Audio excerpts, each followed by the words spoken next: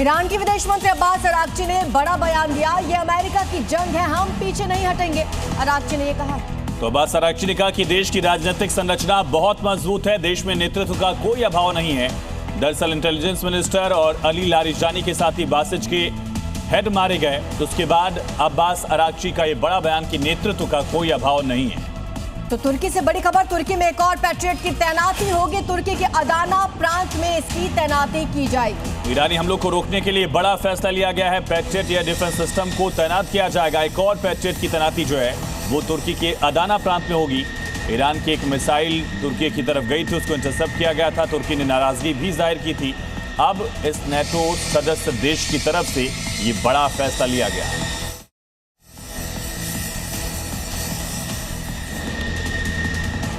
और महायुद्ध से जुड़ी बड़ी खबर है। ईरान अमेरिका युद्ध पर बड़ी बैठक, अरब इस्लामी देशों के विदेश मंत्रियों की बैठक।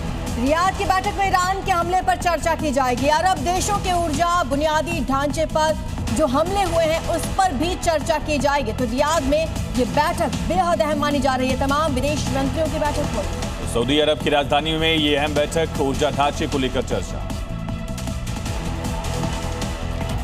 और बड़ी खबर है, इजराइल पर ईरान के हमले लगातार जारी हैं। वेस्ट बैंक के हिस्से में भी ईरान ने एक बड़ा हमला किया। तो ईरान ने क्लस्टर मिसाइलें दागी हैं। वेस्ट बैंक के बेतावा कस्बे में 3 लोगों की मौत की खबर मिल रही है। और इस अटैक में कम से कम 13 लोग घायल हो गए हैं। वेस्ट बैंक में भी एक बड़ा हमला, ईरान की तरफ से 13 लोग घायल, जबकि 3 लोगों की मौत की खबर मिल रही है।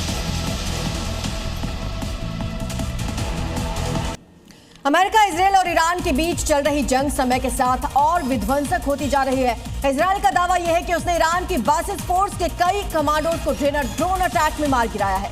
यही नहीं, इस फोर्स के कई ठिकानों को भी तबाह करने का दावा किया जा रहा है। इसकी तस्वीरें भी सामने आई, जिसमें साफ साफ दिखाई दिया कि सड़क किनारे तंबू लगा है, वहाँ एक कमांडो बैठा हुआ है। तभी अचानक आसमान से विस्फोटक गिरता और कमांडो के परखच्चे उड़ जाते हैं। फुटपाथ पर खड़ी हुई कार हिल जाती है, आसपास धुआं फैल जाता है, चारों तरफ चीख पुकार मच जाती है। ईरान में इजराइल और अमेरिका चुन चुनकर बासिज फोर्स को निशाना बना रखे हैं। बड़ी सफाई से बासिज कमांडोज पर हमला बोल रहे हैं और अपने टारगेट को मिट्टी में मिला रखे हैं।